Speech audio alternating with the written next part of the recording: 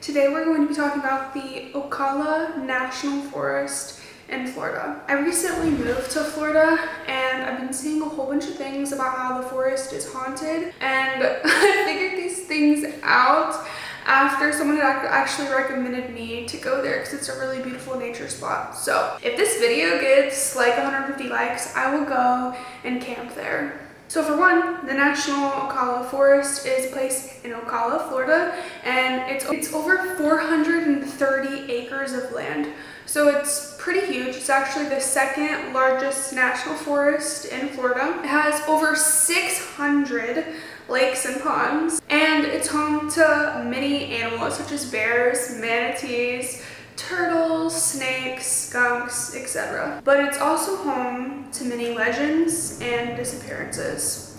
Also, please, if you're from the area or you know a lot about the area, please, if anything is wrong or if you have any more current up-to-date information, please feel free to leave it in the comments.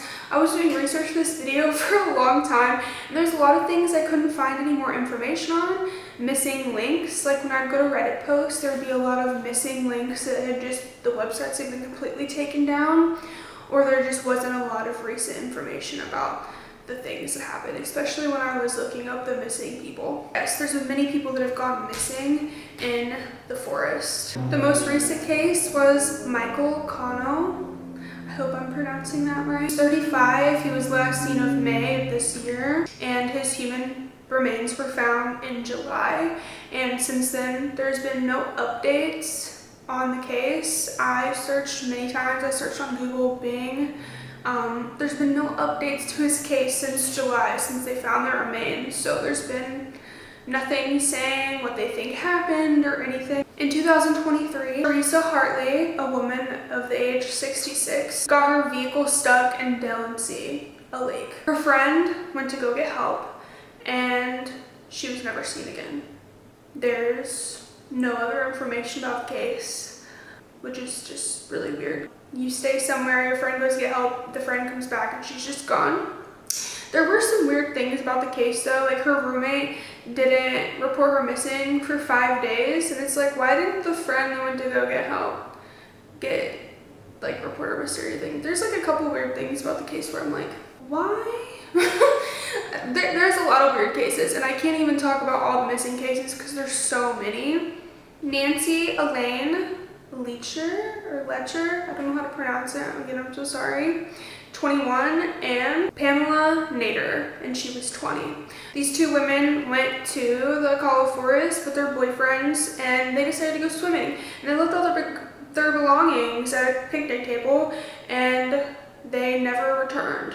They searched the whole forest and everything, and nothing was found, not even any remains of the two girls. It is believed that it was a serial killer named Gerald John Schaefer Jr. He was never convicted with their murders, but he was convicted of 2 other murders, and he was suspected to have killed many young women in the area. And like I said, there's a whole bunch more missing people deaths that have happened in the forest. Now we're going to talk about some of the legends. Okay, so apparently there's a ghost there called the Coyote Woman. I know I'm not saying that right. And apparently she seeks revenge on people who have evil intentions, and she just roams the forest. I couldn't really find anything else about this one either, so if you have more information, again, please drop it in the comments. There's also people that report hearing a phantom helicopter in the woods, and people think that it's from missing crews of people searching for missing people. Now,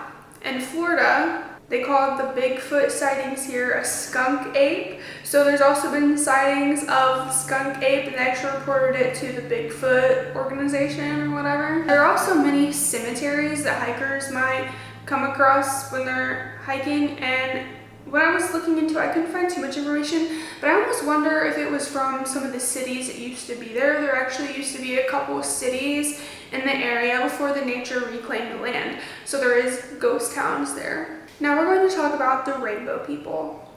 This is a group of people that are nomadic, hippie type of group of people. They say that they're trying to spread peace and love on Earth, and they typically live a nomadic life, like a gypsy out of a van, traveling to different forests, and they have different gathering and events and things like that they hold. So there's been a couple of these gatherings at the National Ocala Forest. In 2008, there was a man that was named William Snow who was attending one of these, and he was stabbed to death by one of the members of the Rainbow family. And then in 2011, there was a man who drowned in a pond during one of these meetings. And in 2021, Larry Duggar, who was a member of the Rainbow family, was shot and killed at one of these meetings. So, what do you think?